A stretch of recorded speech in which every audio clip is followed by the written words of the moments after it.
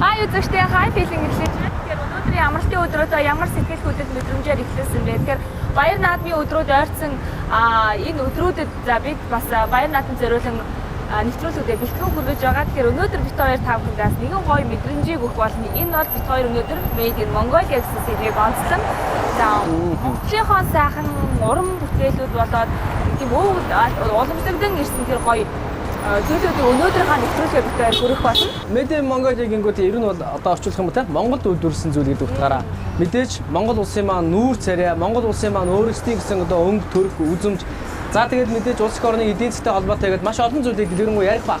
Гэхдээ энэ дээр бол яг жинхэнэ Монголын одоо үндэсний өв соёлоо харуулсан тийм гайхалтай зүйлүүдийг онцолсон байгаа.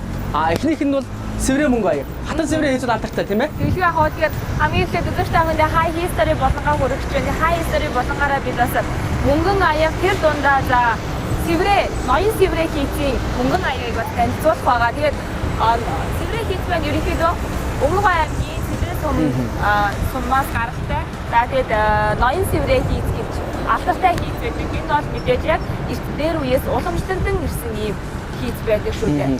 Маш алдартай. Ноён сэврэ хийцүүд одоо ер нь өнгөрсөн одоо олон зууны одоо хийгдэж ирсэн ийм хийц. Тэгээд яг энэ цаг үед болохоор бас ноён сэврэ хийцмөр патенттай болоод албан ёсоор одоо хийдэг хүнтэй болсон байгаа тийм ээ. Өмнөг аймгийн сэврэ сумд байдаг. Тэгээд сэврэ хийцийн нэг аягны нэг гол онцлог гэх юм бол мөнгө их ордог. Айгүй хүнд юм байх тийм. Маш их мөнгө ордог хэрнээ эдгээ удаантай. Тэгээд хийцийн хувьд их тийм одоо их тийм дончтой хатан сэврэ хийц гэж ярьдаг ш тийм ээ. Тэгэхээр их тийм одоо их дончтой ёроолох хэсгийг болохоор их мөнгөөр одоо их мөнгийг одоо ингээд нарийнхан цовингуудаа ёроол нь ингэж орооч хийсэн байдаг.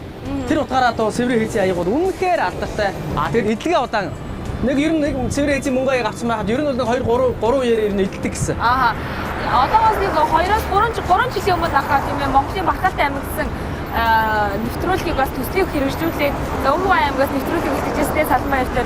Тэгэхэд бас яг ноён сэврэ хийцийг бас хийдэг маш алдартай тийм уран дахин хүндээр бид бас очиж уулзаж сурвалжилж байсан. Тэгээд яг тэр гэрт нь бол ингээд тэр сэврэ хийцийн аягыг яаж хийдгүү тэгээд бас яг ингээд ямар аргаар хийдгүү бариад үзэхээр айгүй хүнд юм байлээ. Тэгэхээр маш их мөнгөний овцтой байдаг. Тэгээд маш их уран дахин хүн байсан. Тэгээд мөнгөн аяг ерөөхдөө яагаад монголчууд их мөнгө аяг хэрэглэдэг гэх сонирхолтой. Монголчууд чинь ерөөхдөө мөнгө аягийг ерөөхдөө гоёлын чиглэлээр хэрэглэдэг. Жир үед бол монголчууд нөгөө дээр үед монголчуудын тэр ухаан их сонирн байсан байгаа. Одоо хотод энд тэнд явж байгаа хүмүүс ерөөс аяг байдгүй те. Гэтэл дээр нөгөө эрэл суралд явж байгаа хүмүүс маань заавал өөрийн гэсэн аягтай явдаг гэсэн. Карманда юу юу. Одоо аягны ууттай тээгтэй тэгээд уутайгаа ингээд зүг явж идэг. Айд орохдоо өөрийнхөө одоо аягийг гаргаад өөрийнхөө аяганд хооцоогоо идчихэд буцаага ичдэг. Ерөөсөө тэр айдаас аяг хэрэглэдэг үү? Тэр одоо юу гэдгийг одоо ямар нэгэн байдлаар нэг чинь өөрийнхөө ариун цэврийг сахиж өсөх шүү дээ. Гээ бодохоор монголчуудын уламжлал ямар их байсан. Дээрээс нь тэгээд мөнгө аяг их гоёлын ялангуяа цагаан сар наадмаар их хэрэглэдэг тийм ээ. Тэгээ хүмүүс бас гоё болгоод хэрэглэдэг байдаг шүү дээ. Хэрэглэхээсээ бас гоё юм уу да. Тэгээд бас юу юм бэлээ мөнгө аягын дотор буцасан ус хийгээ хонуулаад маргааш өглөөнд үлэн одоо ходоод үлэн илгэн дээрээ уух юм бол хүний ходоод ийцэн маш сайн байдаг. Та бүхэн ч гэсэн бас өглөө ходоо өглөө илгэн босч үзээрэй гэж хэлмээрээ.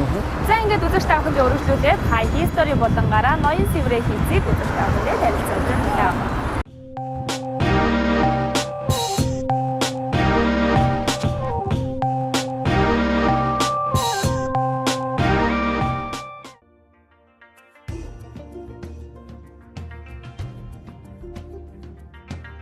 Хуучтар Балдан засгийн хошуу одоогийн Өмнөг аймгийн Сэврэ сумын мөнгөн эдлийн хийц мөнгөн аяг нь 100 гаруй жилийн түүхтэй алдартай хийц юм.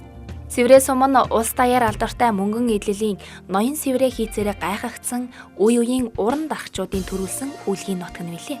Энэхүү халахад алдартай хийц нь өнөөг хүртэл үе дамжин уламжлагдан хадгалагдсан ирсэн юм. 1938 онд гарсан судалгаагаар Пагми мөнх, чулууны балжир, чулууны ёндон, долгорын данзан, магсрын гончиг, молмын бадарч нарыг уран дархан хүмүүсээр бүртгэсэн байдаг. Нүдэн химээх эренцэн, мядгийн данзан, навааны чимэд орж, сомнон шарвын сугар, сомнон шарвын эрдэнэ, адягийн цоож нар мөнгөн урлын сайн дархчууд юм. Ноён сэврээ хийцэн Монгол улсын зохиогчийн эрхийн хорооноос зохиогчийн эрхийн баталгааг Сомном шарвын Эрдэнэ навсан давтагдашгүй бүтээл болно. Монгол улсын хэмжээнд дайр ганг ноён сэврээ хийц гэсэн хоёр төрлийн мөнгөн аяга байдаг. Үүнээс дайр ганг хийцэн хөөмөл хээтэй нэмгэн орцохтой байдаг. Ноён сэврээ хийцийн мөнгөн аягыг утас сувмлын аргаар хийдэг. Гол онцлог нь зузаан орц аривантай эдэлгээ удаантай дээр үеийн уламжлалт гар аргаар хийснээрээ улсад алдартай байдаг. Ноён сэврээ хийцэн их гарын аяганд 32-оос 35 лан, дунд гарын аяганд 17-оос 20 лан, жижиг аяганд 8-аас 10 лан мөнгө ордог байна. Монголчууд хүннүгийн үеэс мөнгөн аяга хэрэглэж байсан түүхэн домог байдаг. Мөнгө нь аливаа өвчин үүсгэгч вирусыг устгаж, ариутгах чанартай гэдгийг монголчууд эртнээс мэдэж байжээ. Тиймээс идүүгээ хүртэл өргөн хэрэглээ болох аяга мөнгөлөх болсон байна. Ноён сэврээ хийцийн мөнгөн аягны дотор ёроол хэсгийг их орцтой мөнгөөр хийж, бүдүүн мөнгөн уцаар давхарлан хавж, битүү бад хээгээр чимэглэн уралсан байдгаараа онцлогтой. Мөн утас сувмлын аргаар хийдэг орц ихтэй эдэлгээ сайтаагаас гадна дахин давтагдашгүй урлагийн бүтээл гэдгээрээ үн цэнтэй тооцогддог байна.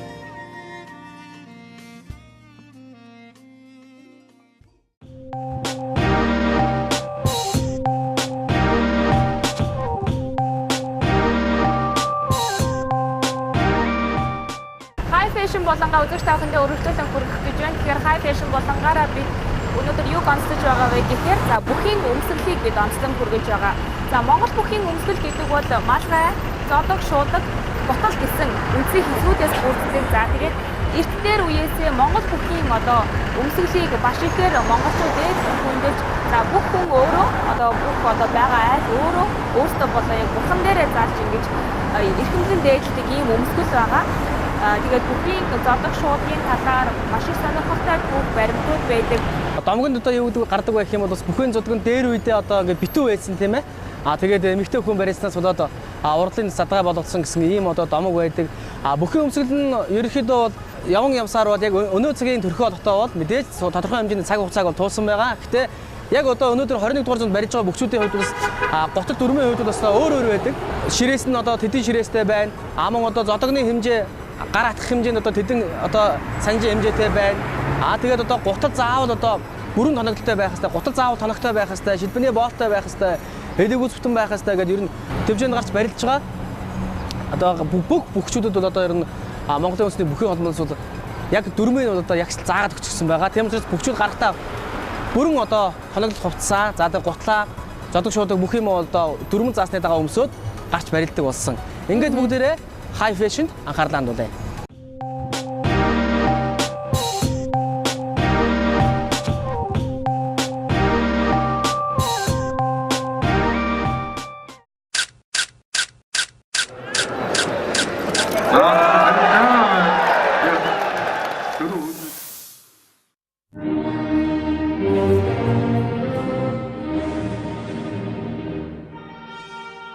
Монгол бүхийн өмсгөл нь үндэсний бүхийн сүр жавхааг илтгэн харуулсан гоо үзэмж төгс агуулмж бүхий төрийн эдлэл юм. Өмсгөл нь барилдааны эрхэм ёслолыг гүйцэтгэх, мэхийн байрц хангах, бүхчүүдийн хүдэр бие галбирыг харуулах, барилдааны арга бүхий бүтээлийн нэг төдийгүй, барилдаагүй цагт өнгийг нь дотор нь хийж, эвхэн хүндэтгэлтэй байранд нандинан хадгалдаг жамтай.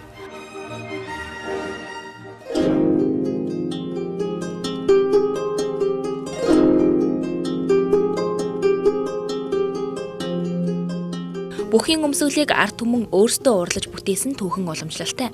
Бүхийн өмсгөлийн дотроос хамгийн гол нь зодог шуудаг юм. Учир нь энэ өмсгөл нь бүх барилдаж хүч тамир шалгаруулах үед уран мэх хийх, барьц барьж олоход хамгийн тохиромжтой. Мөн бүхийн авхаал самбаа шалгаж, нөгөө бүхийн мэх хийх зур барьц барьж олоход зориулагдсан байдгаас зодог шуудаг бол тусгай зориулалтын өмсгөлийн нэг юм. Энэхүү өмсгөл бүх хүний бие бэлтэр хүч чадлыг үзэгчдэд илтгэхэд нэн тохиромжтой. Бүхийн өмсгөл үе дамжин өвлөгддөг ёстой болохоор хойч үеийн хүмүүс нь өвөг дээдсийн хэмжээ, биеийн чац ямархуу байдалтай байсныг мэдгэтгэхэд чухал хэрэглэгдэхүүн болдог байна.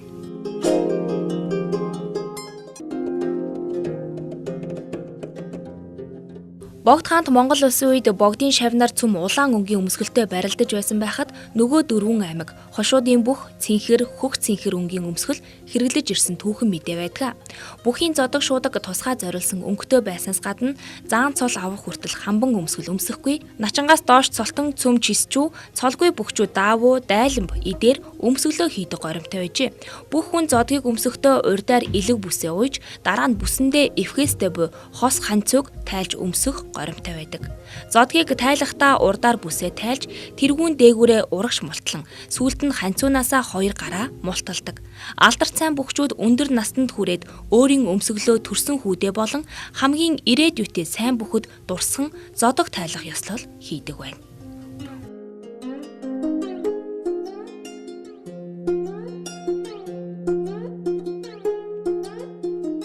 Мөн бүх хүн наадамд барилдах үед цог золбоолог, хэмор бадарсан баяр баясгалантай явхаас гадна өөрийн дээл бүс тэргүүнтнийг өөрийн итгэсэн нөхөрт захин үлдээх бөгөөд тэр хүн дээлийн заханд төрсөн нутгаас нь авчирсан жижиг чулууг нандинан хийж мушгиж суудаг байсан ёсон бий.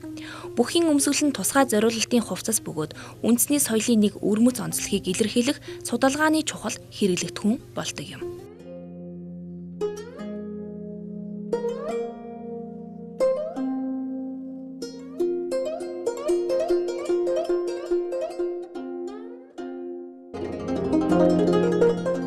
Бүхийн өмсгөлийн бас нэг нандин зүйлийн нэг нь малгай байдаг. Энэхүү малгай нь 4 чихвчтэй, орой дээрээ зангидсан сампин товчтой жанжин малгай гэж нэрийддэг.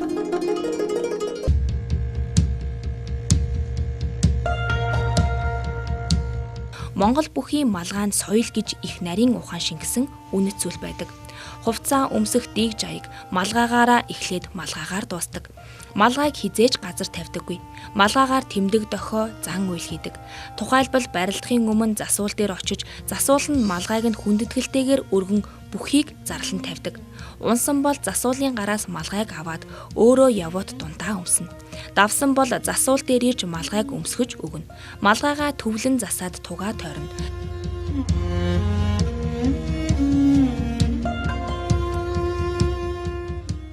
Сүүлийн жилүүдэд бүхийн малгайны дизайны өвөрмөц шийдлүүдийг оновчтой хийж, малгай бүхийн зэрэг дэв, цол зиндааг илэрхийлдэг тэмдэг дохионы чуулбар болсон. Бүхийн зодог нь ханцвий, ар цээж бүхий цамцны загвартай төстэй боловч харин ингэргүй байдаг онцлогтой. Зодогны ханцвин үзүүрт уяа болттой, түүний илэг бүсийг зөөлөн ид хадгаар хийдэг. Бүхчүүд илэг бүсээ чанга сул бүсэлж уях нь барилдахад чухал ач холбогдолтой.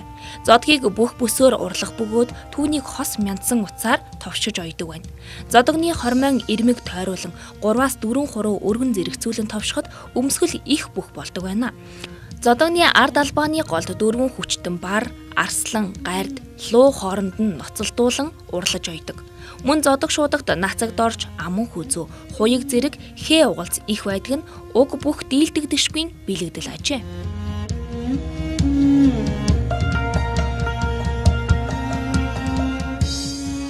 Мөн шуудагч бас өвөрмөц хийцтэй. Шуудгийг бүх бүсөөр урлах бөгөөд 2 ташаандаа суран уяатай байдаг.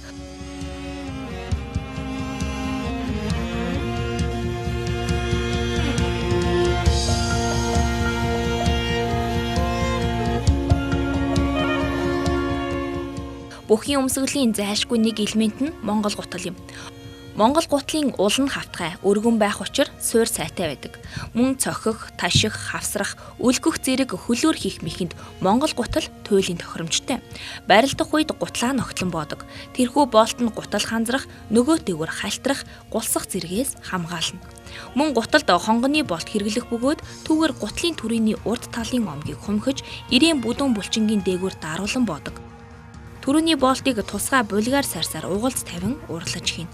Болт нь хүлд гутал холихохгүй, нөгөө бүхэд барьж өгөхгүй. Түрүүг нэг газар хөдөлгөөнгүй барих зориулалттай. Бүх хүн цуулсан нарийн хулс түрүүлж хөлөө хамгаалдаг байсан ажээ.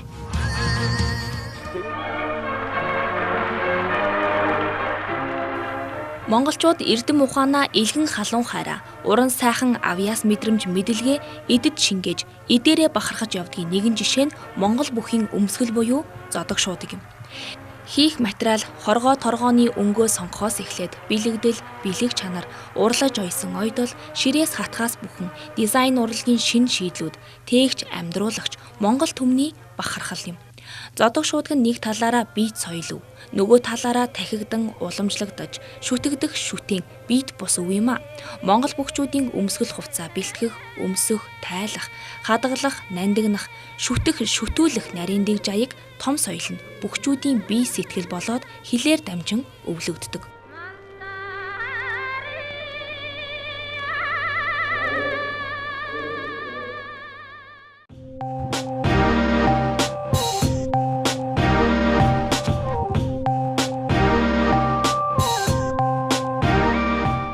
Манай монголчуудаас ийм аюу мондог байгаа штэ тий. Өөртөө ингээл энэ зүгээр нэг ингийн зүгээр чулуун хаанаас бод ийм гоё монгол зургуудыг зурцсан байна. Эвдээр бас энэ зураг авалтаа хийхээр Энэ бас гоё юм уу гэж асуусан. Бас нөгөө Made in Mongolia тий. Тий, энэ бол бас л Made in Mongolia мэдээж монгол зураач монгол зураг зурсан байна. Тэгээ өргөжлүүлээд үзэгч та бүхэндээ за имэйлийг онцлох гэж байна. За имэйл дундаа Батноруу хийцэн имэйлийг онцлон Монголд маш олон төрлийн хийцүүд байдаг шүү дээ. Маш олон уран дархантай. Тэгээд имэйл гэдэг бол мэдээж монголчууд бидэд эрт дээр үеэс уламжлагдсан ирсэн бас нэгэн зүйл байгаа шүү дээ. Тэгээд Батноруу хийцийг за 20 дугаар зууны дунд үеэс хожил гэдэг нэгэн хүн бас маш их дэлгэрүүлж одоо олон хүмүүнд дэлгэрүүлсэн юм түүхтэй байт юм байлээ. Тэгэхээр тожил дархныг бол одоо имэйл сонирхогч бүгд мэддэг. Халахын одоо алдартай юм дархан байгаа. Тэгээд имэйл минь хаан ширээ гэж алдарт лодонгийн төлөвгөө хэлсэн байдаг. Гайхамшигтай үг. Имэйл минь хаан ширээ гэдэг. Тэгэхээр имэйлийг болохоор олон янз байна л да. Одоо гоёлын имэйл, энгийн үед хэрэглэдэг имэйл. За тэгээд янз янзын имэйлүүд байна. Тэгээд баруун аймгийнхны имэйл өөр. Баяд имэйл гэж байна, торгууд имэйл гэж тусдаа байдаг. За төв хатах имэйл өөр. За тэгээд одоо даргаан хийцэн имэйл. За тэгээд Батноруу хийцэн имэйл гэдэг маш олон төрлийн хийцэн имэйлүүд байдаг.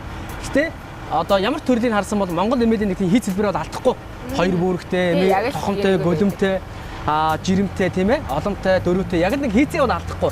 Гэхдээ мөнгөн имэйл нь болохоор тэр нэг мөнгөнийхөө ур хийц, имэйлийн бүргийнхаа өндөр нам арай өөр өнцгөөс болоод нэг тийм тухайн уралсан эзнийхээ нэрээр ингээд алдаршсан, нутаг орноор алдаршсан юм байдаг. Тэгээд тожил хийц уу Батноруу хийцэн имэйл бол их гоёмсог.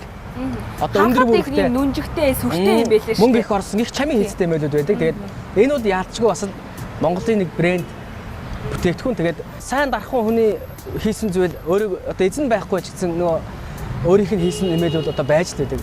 Тожил хийцэн имэйлүүд одоо Монгол зөндөө бий. Гэтэл өнөөдөр тэр алдар дархан хүн өнөөдөр энэ дэлхий дээр байхгүй байна. Гэтэл хийсэн гайхалтай тэр бүтээл нь өв болоод үлдсэн байж тийм ээ.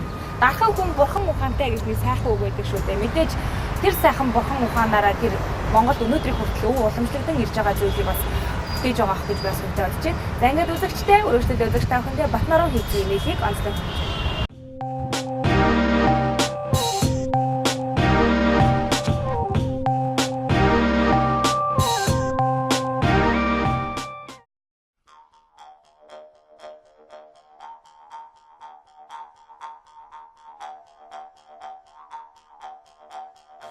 Дугаар зууны үед хаалгын сэцэн хан шолой арван хөвгүүдтэй төрөл бүрийн төмөрлөг эд юмсыг өмч болгон хувааж өгөхөд тэдгээрийн тоонд дархны дүш орж байжээ.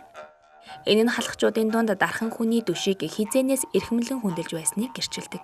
20 дугаар зууны дунд үеэс Сэцэн хан аймгийн гонгор дайчин Бээлийн хошууны одоогоор Хинтий аймаг Батноруу сумын мөнгөний урдаар халах даяар нэрд гарч имэйлийн их дунд баг гарын мөнгөн чимэг, хормой мөнгөн болт, мөнгөн хазаарын ур хийц дарганг, төв баруун аймгийн нэрд гарсан алт мөнгөн урлалтай өөрийн гэсэн өрмөц хийц нарийн урлалаараа өрсөлдөж эхэлсэн. Хинтий аймгийн Батноруу сум нь тожил шохойн чомбол зэрэг хийц ураараа гайхуулж ард түмний дунд нэр алдран төгсөн урчуудтай нутаг юм. Батноруу хийцийг халахад алдаршуулсан олон алдарсан нэр нь тожил Бадархын иш жамц дархан нь нутгийн бошоогийн шаврыг мууту цаасны өөрмөг нутагтаа хольж хэв үйлдэн шатааж тэр хэвэндээ хайлшаа цутхан хээлдэг учир урд үеийн давтан хээлхээс ялгаатай үндэсний шин технологиг үүсгэсэн юм. Мөнгөн цутгуур сэлбэр хөөлтүүрийн нийлмэл хийц найруулгаараа алдартай ялангуяа гагнуур цутгуурын увцыг тэгш эзэмжсэн ур чадвартай хүн байсан юм. Ардын хувьсгалын 25-30 жилийн ойгоор маршал Чо басан урьж авчирч олон зүйл хийх гэж гадаадын төлөөлөгчдөд бэлгэлжээ. Түүний шармалж алтлан шигтгээ суулгасан гүц 5-2-оор зөвлөлт холбоот улсад тожил гэсэн ил захидлыг 1950-ад онд 250,000 хувь хэвлэж гаргаж байсан удаатай. Түүний алт мөнгөн эдлийн хэлбэр хийц, урд үеийн дархжуулын бүтээлээс өрмөц юм. Тожил дархны хивэн цутгасан хайш зузаан тавгар нүх сув нэвт гаргадаг учир хэн тод гоёмсог болдог. Ийхүү хүний эдэлдэг тансаг хэн зэр бүх гоёл чимэглэлийг хийдэг байсан юм. Түүний шавнар олон нэгэн ёсны сургууль үүссэн байдаг. Хинтээ аймгийн музейд тожил хийцийн их дунд баг гарын мөнгөн чимэгтэй имэйл хормойн болт. Түүний гарын шав намжил сүхийн уралсан мөнгөлсөн шаазан аяг зэрэг үзмрүүд бүтээлүүд хадгалагдаж байдаг.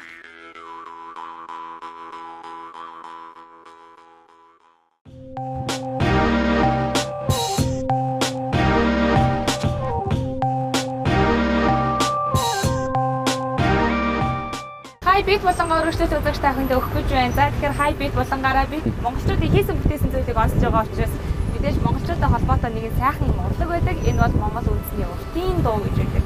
Тэгээ уртын дуу гэдэг маань өөрөө эрт дээр үеэс Монгол одоо үүсэн бий болсон цагаас эхэлсэн гэж ярьдаг. Амнаас ам дамжигдан ингээд өглөгдөн тэгээд дууссан байдаг. Тэгээд 17-оос 19-р зууны үед бол яг уртын дуу нөгөө цэцэглэн эд үедээ байсан гэсэн түүх баримт байдаг. Ингээд 21-р зуунд 21-р зуунд бол үнэхээр уртын дуу нь бол Монголыг дэлхийд таниулсан, Монголыг сонгодог болж чадсан. Алдарч нор бандс дугай 20-р зуунд үнэхээр энэ дуу уртын дуу гэдэг зүйлийг бол дэлхийн хэмжээнд гаргаж чадсан. Тэгээд нор бандс дугаас хойш тэр олон одоо сайхан уртын дуучид тийм ээ. Манай хонгор зул байна, Монгол улсын гавьяа жүжигчин одоо дан уртын дуугаар бол хэлийн чинад аялан дагуу тойрон дагууд маш их хийсэн. Тэгээд Монгол улсын нэрийг маш их гаргасан. Тэглгүй яах вэ? Манай Монголын уртын дуучдыг хэлийн чинад очиод тайзан дээр гараад дуулахаар нь оройсон ингээд гайхдаг. Амруу нь ингээд өнгөж үздэг гэсэн. Хоолойдоо чи юм хийчихээгүй үстэй. Ямар гайхамшигтай, ямар ингээд дуурд юм бэ гэд. Тэгээд уртын дууг ингээд хэлэн мэдэхгүй зүгээр гадаадын энгийн хүн нүдэнээ сонссныхаа дараа нэг тийм тал нутаг санаанд орж ийн гэж өөрөөсөө ингээд санаагаа илэрхийлдэг гэсэн. Тэгэхээр зүгээр л уртын дууны ид чид юунд байгаа нь тодорхой байгаа юм тийм ээ. Монголын энэ их сайхан уудам тал нутагт 5 хушуу малан адгуулан малж явсан малчин ард түмэн бол одоо уртын сайхан дуугаан дуулаж тэр одоо сайхан уудам тал нутагтаа нүүдэллэн аж төрж байсан нэг том жишээ нь бол ингээд уртын дуу өнөөдөр 21-р зуун бүрдэн дэлхийн хэмжээний өв соёл болчихсон. Монголыг дэлхийд таниулсан бит тус соёлын болцсон байж тийм ээ. Тэгэхээр яг уртын дууны хувьд бол ийм байдаг шүү дээ. За ардын дууны хувьд гэх юм бол Монгол ардын дуу, за уртын дуу, богино дуу гэж хоёр хаваадаг шүү дээ. Тэгээд монголчууд өөрсдөө дуурч авдаг юм уу? Хоньныхон бичээд явж байхдаа, малаа хариулаад явж байхдаа нэг сайхан ингээд морин унаас ингээд салж татуулсан хөлж байхдаа бүгдээр нэг сайхан дуу дуулдаг. Унаач хүүхдүүд нэг сайхан гейм болдог шүү. Тэгээд энэ 5 хушуу малын нэг тийм одоо нэг 5 хушуу малан адгуулан малж аж төрж байгаа хүмүүсийн зан үйл нь бас тэр чигээр энэ дуутай нь холбоотой. Жишээлбэл одоо гүүгээ барьж байгаа тийм ээ. Одоо унгаа барьж байгаа хэрэг гүүргийлэн гэдэг тийм ээ. Тэр нь өөр яг ингээд уртын дууных нь яг тэр нөгөө ардын дууных нь аяа шиг яг тэндээ байж байдаг. Хургай голсон хоньыг бол одоо тойголдог, ботгоо голсон ийг болохоор хөөсөлдөг. Тэгэхээр яг тэр нөгөө нэг 5 хушуу малынх нь нөгөө хоорондынх нь харилцаанд дунд аж амьдралынхын зүйл дотор тэр чигээр нөгөө дуу нэвж идэг. Дууных нь хөг айзав. Тэгээд энэ зан үйлээс шалтгаалаад тэр их олон дуу байдаг. Ардын дуу хийчд одоо тэгээд морины тухай, хөдөө хойр тал нутгийн тухай гэдэг юусэн ингээд сэдв бол хязгааргүй байдаг шүү дээ. Хэн зохиосон нь бүүмэд. Гэхдээ тэр үг нь гайхамшигтай, тэр аялгуу нь гайхамшигтай. Ард түмний жинхэнэ өөрсдийнх нь нөгөө нэг бүтээл. Ардын дуу, уртын дуу гэдэг бол дуугаар дамжуулж хүнийг аргадсан болов, уяраад юм болов, ойлгуулж ухааруулт юм болов гэж бас хувьдаа үзтiin. За ингээд үзэгчдээ өргөжлүүлээ та бүхэн хай бит болонгаа хүлээж авч үзсэн.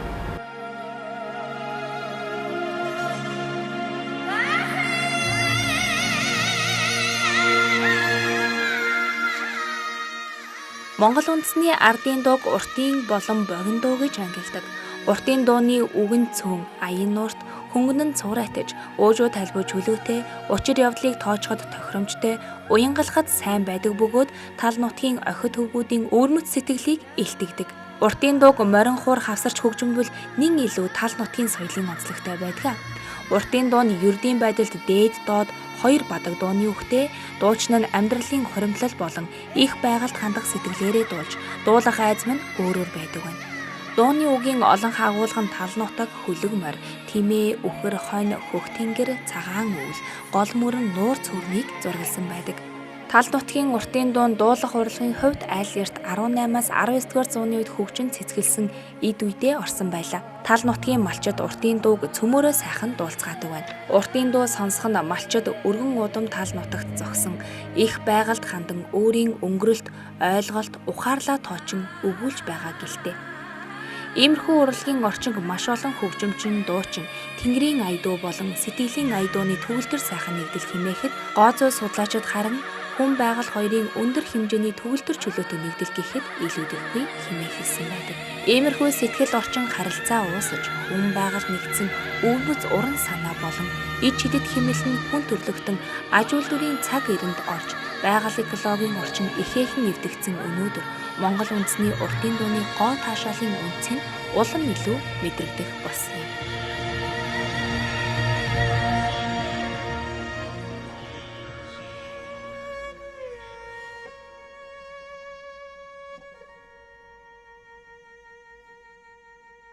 Монголчууд бидний гэрийн хоомортой зардаг нэгэн зүйл байдаг. Энэ бол мэдээж арслантай авдар, айл болгон дарсантай авдар одоо гэрийн хооморт байдаг байсан шүү дээ. Тэгээд Монголын бас уламжлалт тэр сайхан зүйл маань эргээд одоо ирж байгаа диктатор байна. Ягаад гэвэл маш олон айлд ороход арслантай авдрыг бас хоомортой зарсан байсан. Орон сууцнд амьдарч байгаа айлууд гэсэн. Тэгээд арслантай авдар гэх юм бол ерөнхийдөө ягаад тэр авдран дээр арслангийн зураг байдаг вэ гэхээр тэр айл гэр бүлийг сахин хамгаалах гал голомтын өөдөө бадраах нэг тийм түр хүчийг өгдөг.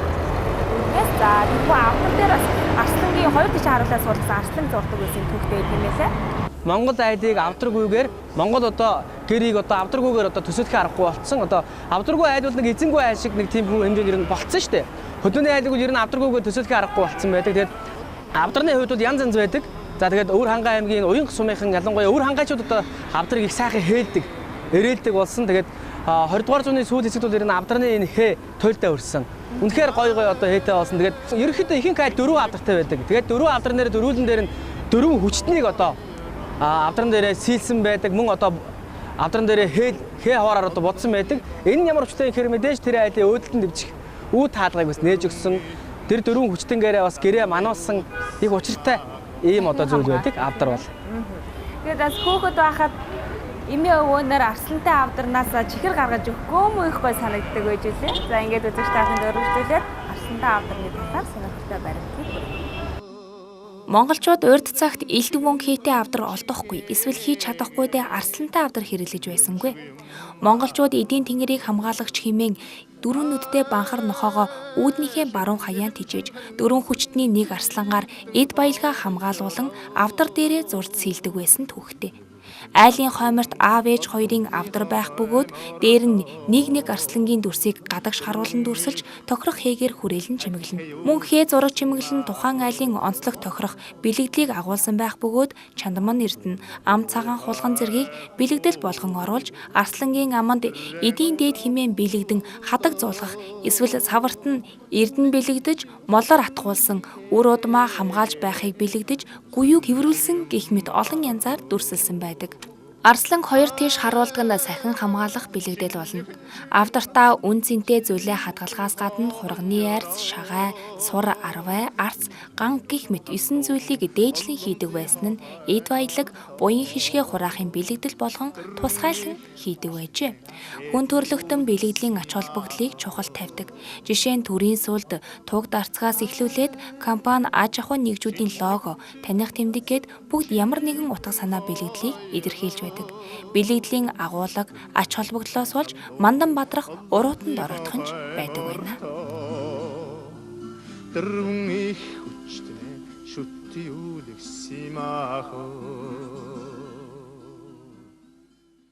Үзэгч та бүхэнд их оронт биз хай филинг нэвтрүүлгээ хүргэлээ. Өнөөдрийнхөө нэвтрүүлгээр бид хүн медиа Mongolia сэдвийг барьж та бүхэндээ хүргэсэн. За энэ сэдвийн хүрээнд мэдээж монголчууд бид хүн өөрсдийн гараараа бүтээсэн дэлхийд гайхагдсан дахин татваршгүй зүйлийг та бүхэндээ өргөсөн юм а. Хатан сэврээ хийц за мөн одоо Монгол авдар мөн одоо эртний сайхан Монгол ардын дуу за Монгол одоо Монголын төрийн дуу байсан эртний сайхан энэ дуу дэлхийд алдартай Монголын одоо олон уртын дууч дуулдаг ийм сайхан дуу байлаа. Ингээд Монголын гэсэн бүх зүйлийг та бүхэндээ баяр наадмын өдрүүдэд High Feeling нэвтрүүлгийн энэ дугаарт онцлоо. Үндэсний ухамсараа дээдлэн өв соёлоо хадгална гэдэг бол монголчууд бид одоо яг өөрсдийнхөө гараар хийж бүтээсэн эрт дээр үеэс өнөөдрийг хүртэл уламжлагдан авч одоо ирсэн зүйлүүдээ бүгдээрээ хойч үедээ өвлүүлэн үлдээх бас нэг том одоо соёл юм. За тэгээд мэдээж хойч үе маань одоо уламжлалт бүх зүйлүүдээ мэдчих юм бол манай Монгол одоо эртний зүйлүүд алдагдахгүй байхаа гэж бас хувьдаа бодсон. Тэгээ өнөөдрийн High Feeling нэвтрүүлгээр Made in Mongolia гэсэн сэдвийг онцлог үзэгч та бүхэндээ хүргэсэн байгаа. Баяр наадмын өдрүүд төгсөн. За баяр наадам хаяанд ирсэн энэ өдрүүдэд үзэгч та бүхэн бас Монгол гэсэн зүйлүүдээр бүгднгээр нь бахархаж байгаарай гэж хэлмээр байна. Хүн төрлөختөн өөрөө бүгдийг бүтээдэг, бүтээсэн зүйлээ хадгалж авч үлднэ гэдэг хамгийн чухал байдаг юм. Ингээд High Feeling нэвтрүүлэг үзэгч та бүхэндээ хүргэлээ.